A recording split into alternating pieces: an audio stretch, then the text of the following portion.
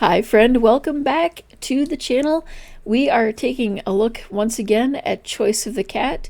If you haven't seen the first part of this story, make sure you check out the previous video for part 1. If you need help finding it, you can find the link down below in the description. Once again, I have my son here to help me out with making decisions, so keep an ear out for him in the background. You can congratulate yourself on your good thinking. People distracted by rage rarely shut doors properly. You push your paw into the gap to make it larger, then slide through it like an eel. The expansive cream carpet continues to the far wall, where modern art prints brag in lurid green. You see 2 closed doors and one that is slightly ajar. A staircase winds up to the right. The choices! The choices! But you're stopped short by a grabbing pair of hands. Here you are, smarty pants. Claire's grip is firm and full of nails. You're going in here till I find food. You're transported to the door that was ajar. The air is thick with droning sounds, and when Claire shuts you in, you come face to face with the churning mouth of a machine for spinning clothes. It hollers incessantly like some overzealous street seller. You must get past to access your food and drink bowls. When the clothes-spinning machine slows down, the sound of conversation pushes its way through the door. So does the low pulse of Helmut's party music. The topic is not what you'd hope to hear. It's Claire saying she's failed to figure out your food. You're perplexed by this, given that you heard before that the chicken curry had already been made.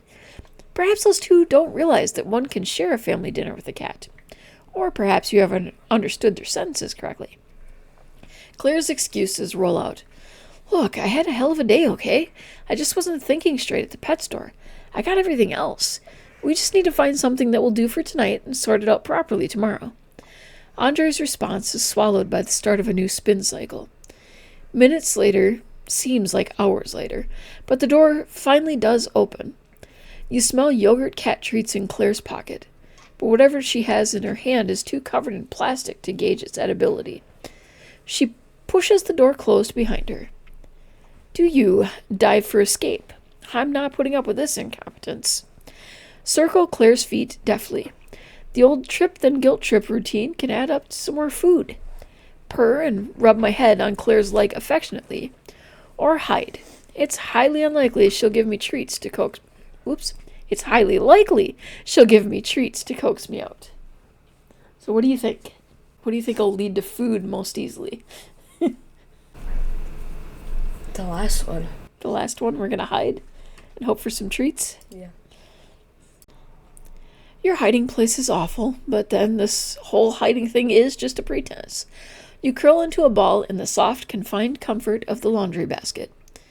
What the hell are you in there for? Claire seems almost amused when she spots you.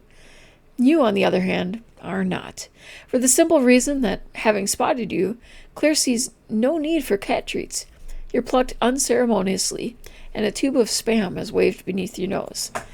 There's no way around the fact that this tube-packed food looks strange. You eye the packaging with suspicion. The old woman on the sepia logo seems to stare back. Her expression is sour and disturbing. You hope the food itself is not as old and sour as she is. Auntie B's chicken-flavored compressed meat product, Claire reads aloud, like she's been forced into giving a sales pitch that she herself would never be convinced by.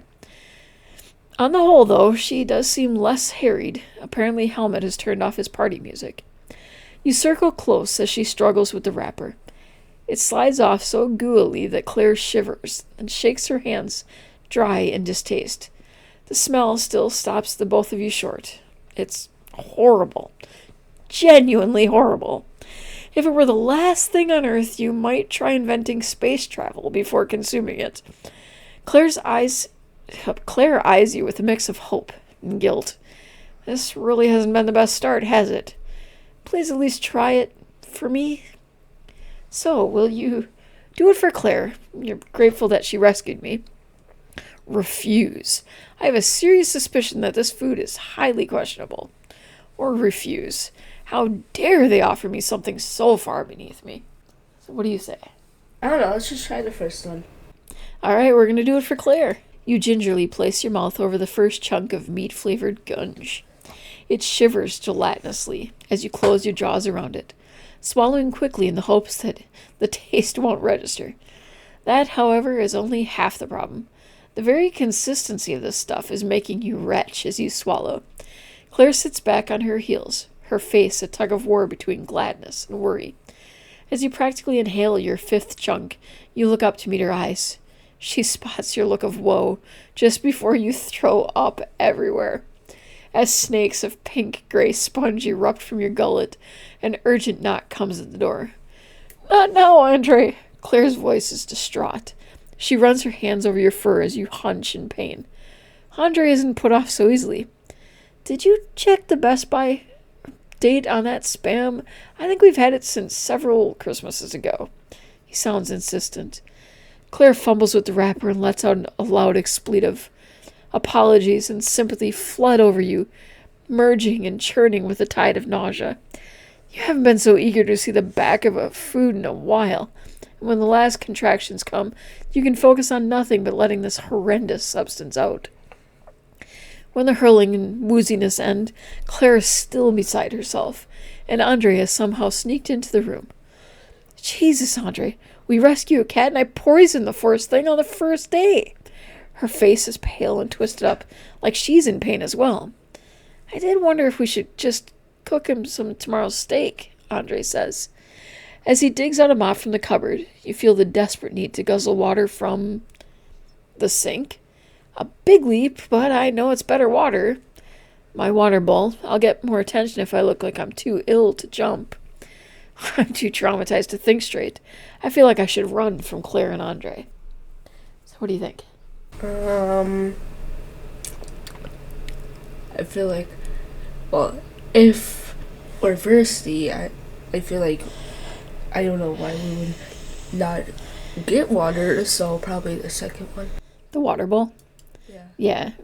Get the water, but also maintain or let them know just how sick he is. Claire watches you in silence as you lick weakly at your water. The spinning machine has stopped again, and there's only the sounds of your drinking and the swishing of a mop. "Do you think he'll be okay?" Claire asks when we're done. Andre doesn't answer. Cleaning up vomit is something one has to concentrate on, in order not to throw up oneself. Claire strokes your head, moving around to stare intently at you from several different angles. It's something like being at a doctor's, though you doubt he'll be asking you to say, "Ah." "I hope Odin's well enough for steak," she says. "Any cat that's breathing is well enough for steak," Andre says. Claire stands, brushing her hands together and hoping he's right. "Which reminds me," Claire says. "Now that he's out and about, we should make sure the house is shut up properly." She picks bits of your hair off of her clothes and carries on. "When we go to bed, we want Odin to be able to check out the whole place in peace. If he's not too traumatized by this whole grand disaster that is." Andre, relieved to be finished with the mopping, brushes the back of his hand across his brow. Wow. I can't speak at this point. Yeah, I can tell. He has grading to do, he announces, and adds that cleaning up vomit is a fair exchange for both checking the house and cooking steak. "If you take the clothes out of the dryer, it's a deal," Claire offers, smiling. "Just make sure you don't let this one out when you leave." She nods in your direction. Andre kisses her cheek before she leaves. He blasts the mop and bucket under the taps, then shuts them up tight in a closet. When he moves toward the door, you watch him without moving. Soon there will be steak. You lie down on your rather tortured tummy, tucking your limbs in underneath to protect it from the ground. You snooze. It's your stomach that awakens you, tugging at your insides to get up and pay attention to the smell. Steak. A fried, sizzling slab of deliciousness cooked up just for you. You rush to the door and shove your nose under it. You inhale deeply, listening for footsteps. "I hope you're not at the door, Odin," comes Claire's voice. The door creaks open slowly. When she enters the room, the smell of cooked meat curls like siren's fingers around your nose, pulling you along to where the hunger will be satiated. Is that better? Claire stands back, hands on hips, and gives you space around your bowl. Purr cutely. Claire is definitely a good person to have on my side. I ignore her. My subtle way of telling her I'd like her to shut up and let me eat in peace. Drag the steak deftly from the bowl, Eating off the floor is easier and more comfortable. Sniff my bowl a few times. Assessing if it's safe is common sense where I'm from. Alright, so what choice will we make now? Ignore. We're gonna ignore her? Yep, we're gonna ignore. Let me eat in peace? Let me eat in peace. Well, I guess I wouldn't thank me either, she says with a sigh. I'm just glad you're okay. She sinks into silence, watching you chomp contentedly. When you're done, you're surprised by how different you feel. It's not just the gnawing of hunger being gone, it's the fact that you're full on something that doesn't feel like clay in your stomach. It's a feeling you'd almost forgotten, having spent so much time scrounging through garbage bins. You're not sure what to do with this feeling. Do you headbutt Claire's leg affectionately? Dig at Claire's shin to insist she give you more? Hop into the laundry basket and curl into a sweet, sleeping ball? Or bolt quickly for the door? Any logical benefit to being in here is over. I think I'll actually keep it. Keep it? Yeah, the headbutt. Oh, you're gonna keep it. Okay, I got you now. Yeah. Well, you certainly are full of beans, Claire says with a smile. Her relief at your apparent state of health still quite obvious. Here you go. She digs into her pocket and pulls out some lint-covered yogurt drops. You wolf them down happily as she smiles. Claire looks around the laundry room to contemplate the state of it. Taking your food bowl gingerly in her hands, she washes it out in the sink before returning it to the floor. You watch her putter back and forth, marveling at the fact that the legends are true. If you manage to get your own human, it will feed and tidy up after you. It will also eventually leave doors open. As you sneak toward freedom, Claire watches you. She's making no effort to stop your escape. When you make it to the hallway, Claire walks slowly past. She heads up the stairs, opens a child-proof gate, and vanishes into the great unknown of the upstairs. Whiskers twitching, you cast your feline gaze around the room. The living room door is shut, and your eyes skim over walls.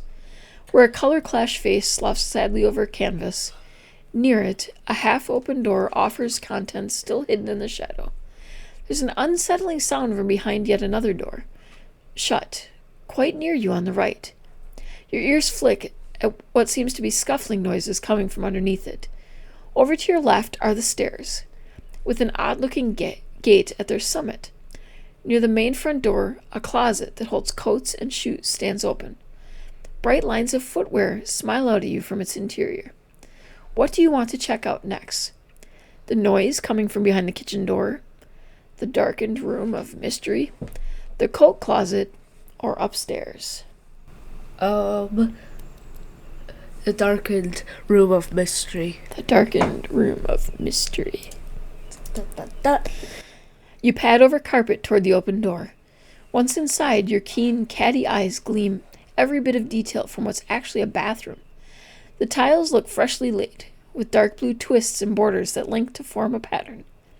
The blue is the same as all the towels, which hang on heated towel racks. There's a sink, a larger lion sink, and a toilet which gurgles contentedly in that way toilets do when no one is on them. Its lid is cloaked in blue fleece, too. The lion sink is full of the usual clutter. A sponge on a string, a pointless ball of netting, dented shampoo flasks, and a hairbrush. Above the normal-sized sink, colored glass bottles wink at you and shimmer. The sound of water makes you slightly thirsty. We play Shred the Evil Sponge. Love that game. Fearlessly jump up on that narrow shelf to enjoy sniffing at those bottles. Lean into the toilet to check its viability as a water supply, or sit in the bath and lick the tap. Tap water is the best, quality and taste-wise. Play Shred the Evil Sponge. Shred the Evil Sponge. All right. You tear at the passive foam of the sponge with your claws. It rips in a fibrous sort of way, but it's still easy to think of as flesh. A bigger chunk bounces as it hits the floor, and you leap on it, pretending it's alive. When you're sure the sponge is properly annihilated, you pause to sniff the air.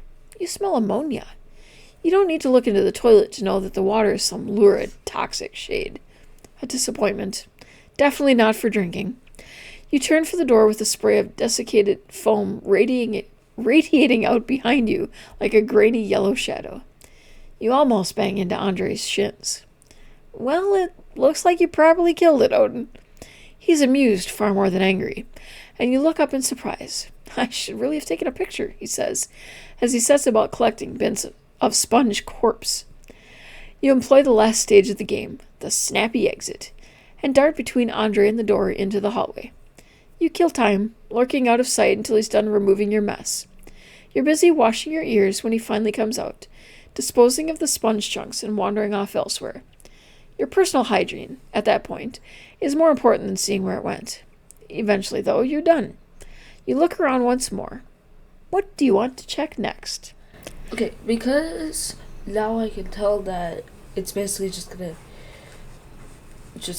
like, we have to explore all of them, just do the one that is done. Okay, so because you're figuring we're going to end up going through everywhere, we're just going to work our way down the list? Yeah. All right, let's hope that's what we're doing. Low to the ground, with flattened ears, you creep toward the noises. This is more than just scuffling, you note with unease. You hear big, wet nose sniffing, very heavy breathing. When you opt to do some sniffing of your own, the movement and slavering on the other side increases. You slide your gaze up to the doorknob, and note that it's at least well shut. Thank God, I have a hunch that unidentified slavering objects are dangerous. What a shame. I'd love to goad whatever's in there. What a shame. There could be a potential friend in there. So what are we thinking? Any guesses on what that big, wet, slobbering noise is on the other side? You think it's a dog? Yeah, I think so too. So are we going to ignore it or wish that we could make friends or... Whatever is in Okay, I'd love to goad. Okay. Yeah. You flick your front paw under the door, hoping to get a reaction, but the slavering and sniffing is stopped. Somewhere in the depths of whatever room that is, a large, ungainly creature makes sounds like it's retreating. What do you want to check out next? The closet or upstairs? We're just going to take the next? Yeah. All right. I feel like honestly it makes sense that it's downstairs and then we'll go upstairs. Yeah, that makes sense. Yeah. You push your way in between door and door jamb to the pressed-in space of the coat closet. The air inside is still and dense with quiet. Thick weave garments hang above you, and a faux fur coat is half off its hanger. Underfoot is the clutter of shoes and several boxes. You pick your way across them, noting their various materials. Plastic finish equals good for teeth, getting teeth through. Shoelaces mean hours of snaky fun. Shoe boxes are, well, boxes, invariably good things to sit in. Will we feistily pull down the fake fur coat to sleep on? Play flick and pounce with a shoestring, thus annihilating it. Squash myself into a shoebox. I take priority over shoes, or this might be a useful hiding place for later, but for now, head out. I feel like head out because then we can explore upstairs. Okay.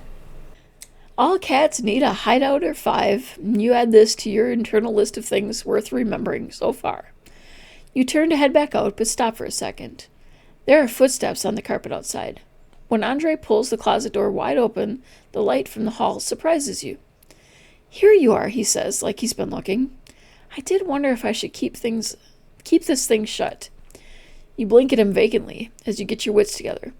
Though sticking to what you're doing actually turns out to be ideal. Andre leans in with his camera. There's a click as another bright light assaults your eyes. So cute, he says with a grin, as you abandon the closet and slink out again into the hall. What do you want to check out next? Like, we have a ton of choices here. I don't know how we're going to make a decision. I think, if it's okay with you, I'm going to go with upstairs. How does that sound? Yeah. Yeah, okay. I think we'll go with that. Stairs on their own are not hard for you to manage, but life is not always that easy. At their carpet-clad summit, you are met with a meter-high gate depicting clowns and colored snails. You'd curse if you were a human. I'm methodical. I focus on a spot just above the top, then leap for it. I imagine a rabid dog is pursuing me. That'll help me with the run-up. I relish the puzzle of figuring out how the catch on the door works. I meow loudly to demand that someone open this thing for me. I meow pitifully, and hope that someone cares enough to help me. First one. First one? Yeah. I am methodical. All right. Eek! What luck that there's no one around to see your nervous round of trial and error. You scrabble gracelessly at the top of the gate, your back legs failing to gain a hold on the smooth enamel paint and laughing clowns. Somehow, though, you manage. Bedraggled and exhausted, you slide your gaze across the upstairs hallway. This looks a bit more like it. Some pointless yet extravagant plants and plant stands, as well as 2 shut doors and 1 open door beyond, which Claire is talking loudly. There's a large bathroom, too. To the left of that, another door. You see Andre through it, ignoring all the guitars in the room in favor of a messy pile of papers. He scrawls hurriedly, hunchbacked and tutting. Where to now? Andre's studio? See who Claire's talking to in her study? Or give the bathroom a cursory check? Bathroom. Your paws move onto cool, smooth tile. The pattern on the floor is like the bathroom downstairs, and although this room is bigger, it looks basically the same. Sink, bigger sink, fluff-clad, toxic toilet. There are 3 times as many bottles and jars, but that's essentially it. As you turn to head out, you hear a steady drip, drip. Turning back, you see a most cat-friendly tap, which is to say the washer in it is clearly shot. You test it out. Sitting in sinks feels luxurious. Noted in my inner map of cat necessities, or plain old stainless steel taps? What bloody cheapskates. Test, I guess. Okay. Springing up and lapping at the tap, you hope that local plumbers are all stupidly expensive. When you're done, you just sit there with your eyes closed, enjoying the cool, smooth feel of porcelain. Eventually, though, you decide to scope out further luxuries. 1 leap and you're back on the tiled floor, heading out into the hall. Where to now? Andre's studio? Or see who? Studio. Okay. You sidle up to Andre's door, sliding yourself along its lacquered surface as you enter his room. Engrossed in whatever he's doing, he doesn't see you enter. A quick scan of the room reveals several electric guitars and 1 acoustic one. Heavy-looking black and orange boxy things are stacked up in the corner. They look like bigger versions of the thing he had downstairs. Amplifiers, you realize eventually, with netted fronts just right for scratching. Slinking closer to his desk, you see a gray palette of dials and knobs leaned up on its side. A screen and 2 small speakers have been pushed back against the wall, all to make space for an extensive spill of paper. Christ, you'd think I hadn't taught them anything, Andre mutters to himself, scrawling on one of the papers in red. His weary gaze then settles on you. How did you get here? Can you fly a plane or something, Odin? He then mutters something not aimed at you about kitty doors being useless if everyone in the house just leaves them open all the time. It does rob you of the credit for the task you undertook, but it's nice to know that sometimes it won't be as difficult. You're petted cursorily before he gets back to his grading. The sound of felt tips scratching over paper reflects his stress. You jump into his lap for some human comfort, sit on the paper he's reading so he has to pay me attention, rub myself along his leg and purr, hoping to calm him, or sharpen my claws on Andre's precious amplifier netting. Actually, let's just jump into his lap. All right. Andre leans over you, massaging your shoulders while focusing on some long scree of words. He shakes his head. This is how interested kids are in literature, Odin. This one thinks we're reading from King Lear rather than King Lear, and that it's about some pervy old guy who flashes people in parks. He sighs as if the whole thing were a funeral. Why make all this effort if it's all a joke to them? He mutters to himself. You leap down to sniff around the guitars. You know what, Odin, says Andre. I seriously cannot keep doing this. He leans back in his chair at a rather precarious angle to grab the acoustic guitar. His whole body relaxes once he has it in his lap. There's one way out of this rat race. Music, he says to himself. You assume. Before he looks you directly in the eye, slaps the top of the guitar body with his palms. We need a plan, Puss. We need a hit. His eyes go wide, and as he says it, he actually winks at you. Do you mail loudly and shamelessly to share my singing talent with Andre? Play Bat the Flailing String with the string ends on Andre's guitar. yawn, and leave the room. I'm not spending my time in the company of a total loser. Or attempt to comfort this poor, possibly mentally unstable man by purring. Your option, I just came back. I'm gonna. I think we're gonna meow. Yes, yes, Andre enthuses. You do know your stuff, Odin. He nods cryptically. I need an ally in this, Claire over there, she's great, but she thinks I'm a dreamer. He tears his gaze from you and transfers it to the fretboard of his guitar before playing a quick riff. He looks back at you briefly and grins before immersing himself completely in his playing. So completely, in fact, that eventually there's little point in sticking around. You head back out into the upstairs hallway. Where to now? Lots of choices here. I don't know about you, but I think I'm going to go with talking or seeing who Claire's talking to in her study. What do you think? Yeah. Yeah. Tough choice. It's easy enough to slip into Claire's room unnoticed. She's wearing headphones, and her cropped hair sticks out at odd angles from where she's clenched it all up in one fist. She's talking hurriedly and waving her free hand in what looks like frustration.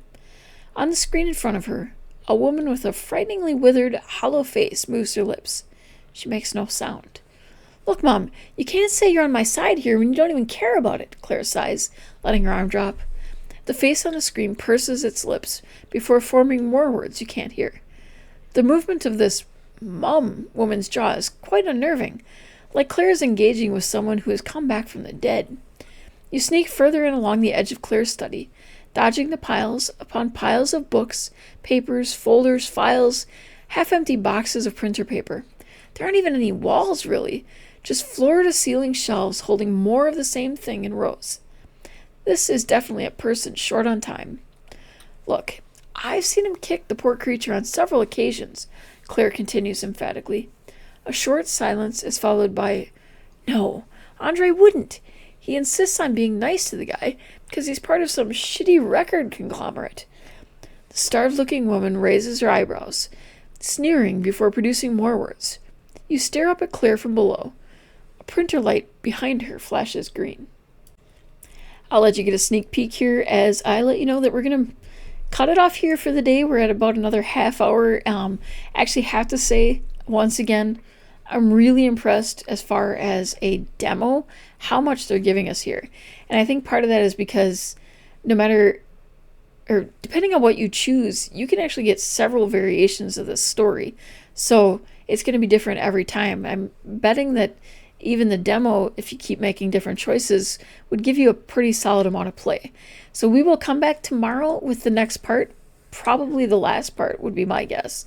But we will see. I just want to point out too. Might be a part 4, yeah. We do get achievements as we go along, and I actually already did earn an achievement while playing just the demo. So if you're into the achievements on Steam, you're also going to enjoy that. So we will see you tomorrow. Thank you for stopping by. Have a great day.